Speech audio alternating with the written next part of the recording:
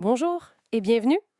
Aujourd'hui, on explore la maintenance productive totale, la TPM comme on dit souvent. Oui, C'est une approche qui vient du Japon, mais on la voit de plus en plus ici au Québec, dans nos usines.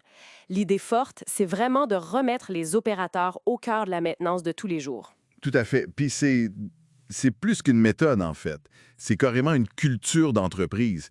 Ça repose sur 8 grands piliers. Puis le but ultime, c'est d'éliminer les pertes. Toutes les pertes. Une philosophie de performance globale, donc. Exactement. OK, parfait. Fait qu'aujourd'hui, on va essayer de décortiquer ça. C'est quoi la TPM? Pourquoi c'est important maintenant? Surtout avec l'industrie 4.0 qui arrive. Puis qu'est-ce que ça veut dire concrètement? On a un bon guide pour nous aider là-dessus. Bon, commençons par la base. La TPM, ça sert à quoi principalement?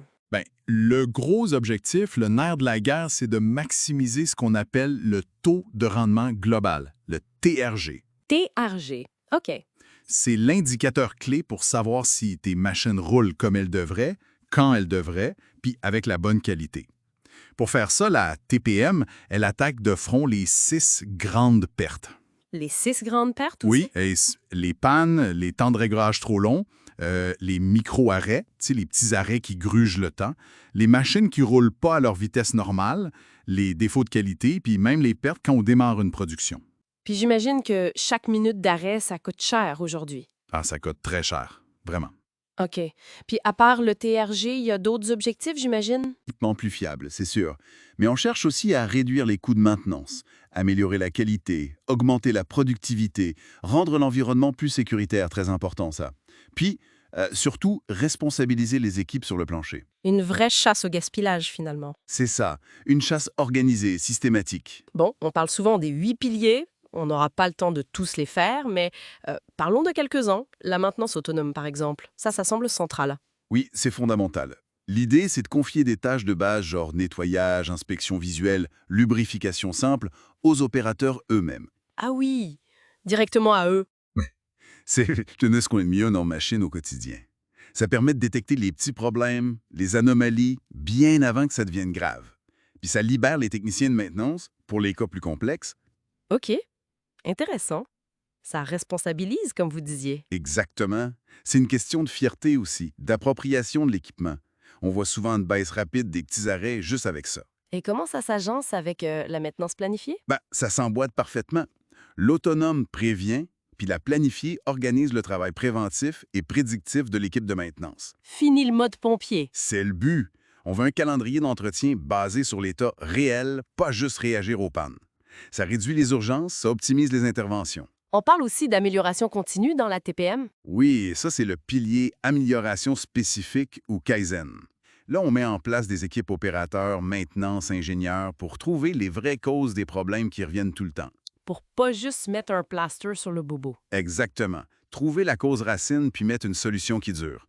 La formation puis l'intégration de la qualité dans tout ça sont aussi super importantes. Puis comment on sait si ça marche? Comment on mesure le succès? Le TRG, ça reste l'indicateur numéro 1. Il combine l'indisponibilité, la performance, la qualité. OK.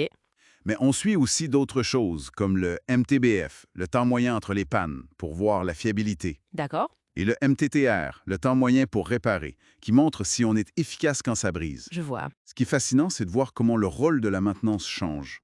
On passe de pompier à... À stratège. Ils analysent les causes, ils implantent le SMED pour réduire les temps de changement, le 5S pour organiser les postes de travail. Oui, le 5S, très connu aussi. Exact. Et la technologie dans tout ça, l'industrie 4.0, les capteurs, la GMAO, l'analyse de données, comment ça influence la TPM? Ah, c'est une super question. La technologie, elle vient pas remplacer les bases de la TPM, comme l'implication des opérateurs. Non, elle vient les amplifier. Ah, OK. Comment? Un capteur peut détecter une vibration anormale bien avant une oreille humaine, puis alerter via la GMAO, par exemple. L'analyse des données aide à mieux prévoir les pannes pour la maintenance planifiée. La réalité augmentée peut même guider un opérateur pour une tâche. Donc ça rend la TPM plus intelligente, plus prédictive. C'est exactement ça, plus puissante. Donc pour résumer, la TPM, c'est une approche globale, une vraie transformation. Moins de panne, meilleur TRG, coût optimisé, productivité en hausse. Pour une PME manufacturière au Québec, ça semble être un levier de compétitivité assez majeur, non? Tout à fait. Mais attention, faut être clair, hein, ça demande un vrai engagement de la direction, l'implication de tout le monde. C'est un marathon, tu sais, pas un sprint. C'est un investissement à long terme. Exactement. Mais les bénéfices, quand c'est bien fait, ils sont documentés, ils sont réels. Ça dépasse l'investissement, autant financièrement qu'humainement. Justement, cet engagement total et à long terme qu'on retrouve dans nos notes, ça m'amène à une dernière question, une réflexion pour nos auditeurs. Au-delà des outils, des processus de la TPM, comment une entreprise fait-elle pour vraiment cultiver, puis surtout maintenir vivante au quotidien cette culture de responsabilité partagée, d'amélioration continue chez tous les employés? C'est peut-être là le plus grand défi finalement.